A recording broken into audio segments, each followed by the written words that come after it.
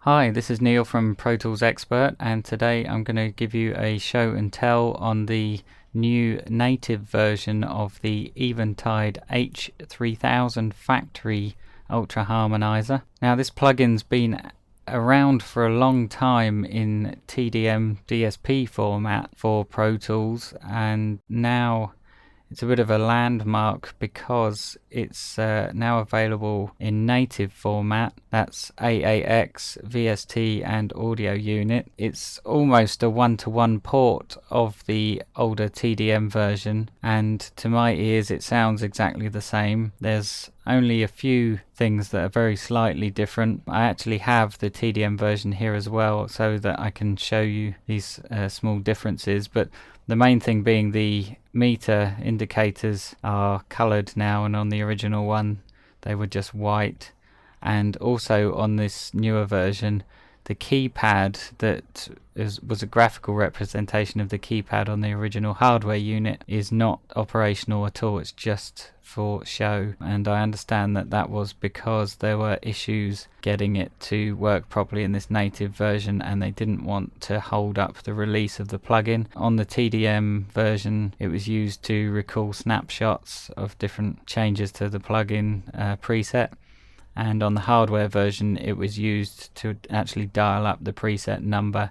You'll see here that some of the presets are actually numbered, and that's an indicator that it's a preset from the original hardware unit. So I'll just show you the preset browser very quickly, but if you see all the ones here with the numbers in front of them, these are presets from the original hardware unit, and then you get down to some extra ones. Some of them again were on the hardware unit, but these ones indicate where they are on the original unit. And of course the browser's now categorized by either who made the preset or certain subcategories of what kind of effect it is. So that's the preset browser anyway.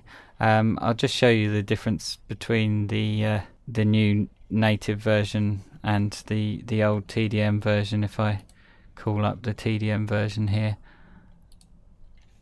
this is it. So initially it looks the same. There's that meter difference, as I said, and also the patch cables are different colors. I think the green patch cables on the TDM are yellow on the newer version. Yeah.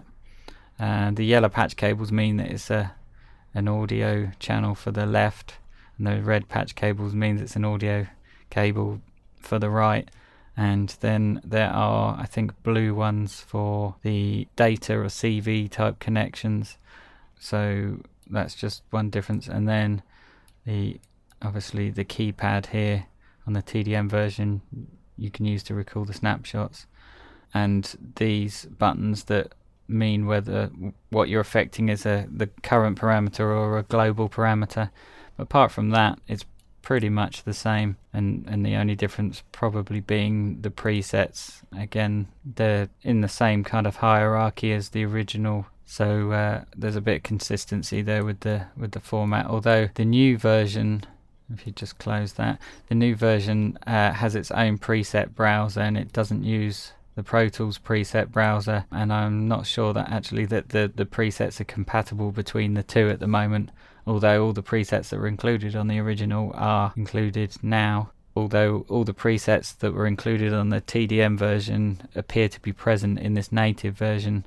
So for those who haven't seen this unit before at all, this top half of the graphic interface is basically what the hardware unit looked like. Basically the input meters and a button there to show whether the meter itself is actually metering input or output, and you flip between the two. So if it's off, I believe it's showing the output as it shows there, and if it's on, it's showing the input to the unit. There's 4 soft keys along the front here which are assignable to parameters for quick recall, and when you select a soft key you can actually edit that value by turning this knob here. That was a feature of the hardware unit as a quick edit. The program button used to bring up your list of presets, And now on this software version, it takes you back to showing this advanced window here. The expert button shows you an advanced parameter display, and the function button is another one. So there's 3 tabs along here that you can use to get to the same place, so they're just doubled up. This section here is kind of like a global parameter section. Basically, you can have the tempo sync. It can be, your project can be tempo based, and you can change the value of the tempo here, or you can have it locked to the session tempo of your DAW. And there's a mix blend here, so you can have some of the dry signal coming through. The more you go to the left, the more you go to the right, less dry signal and more affected signal comes through.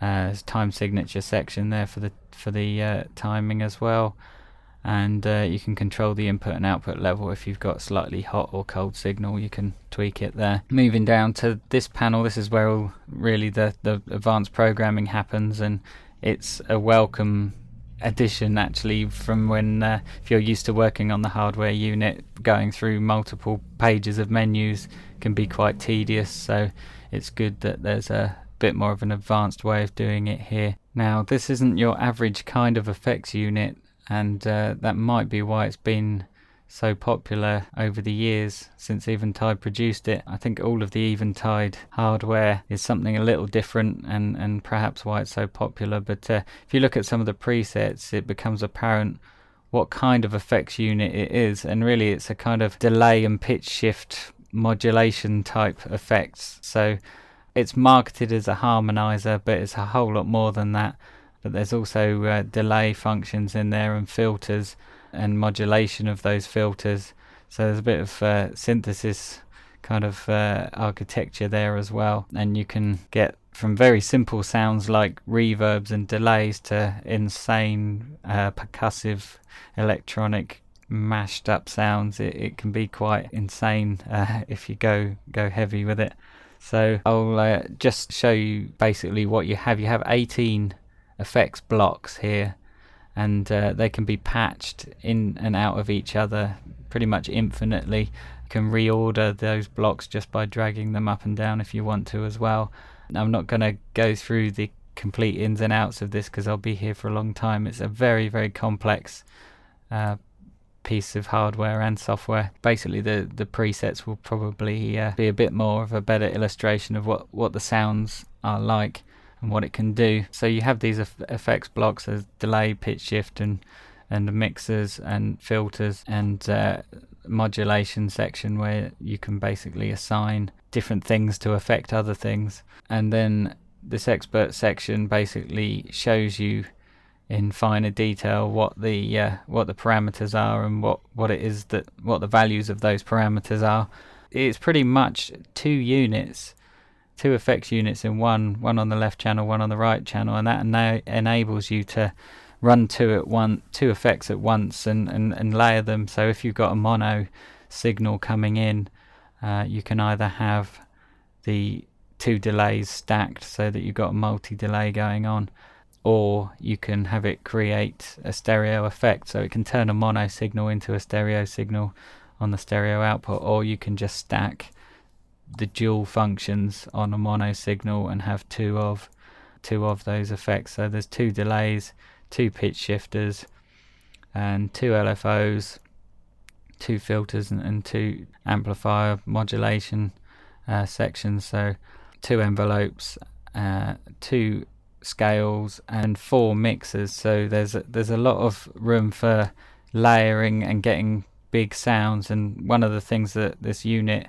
and Eventide units in general are good for is layering things up and thickening things up. So the harmonizers are very good for thickening up vocals, and also guitars for adding harmonizing on the guitars, or just generally thickening and fattening things up. It's very good for that kind of purpose and what it's kind of been famous for. And here is a kind of modulation page where you can see the parameters that are to be modulated, can assign them to these soft keys along the top here. So if you see, some of them have been assigned, but they can also be controlled by other sources, mod wheel, pitch wheel, or MIDI, or the function generator there. And the function generator is basically, if you go back to that main page, if you click function generator here, this is basically an LFO of sorts. You can choose a waveform, and then that waveform can then affect other parameters. So rather like an LFO affecting a certain parameter on a synthesizer, say cutoff for example, and getting a kind of wowing or wah effect, you can have this affecting any of the parameters that you choose. So what I'm going to do is just go through some of the presets just to show you how crazy some of the sounds can be, how subtle and how crazy. And at the end I'm going to do a quick example to show you the difference between the new native version, the older TDM version, and I also have one of the original hardware units that I've patched in. So I will set the same preset on all three units and just play something back and just cycle through those so that you can hear that it really is the same unit in software form. So here we go. I'm just going to put a drum loop through and cycle through some of the presets. So as I said, you can mix the level here.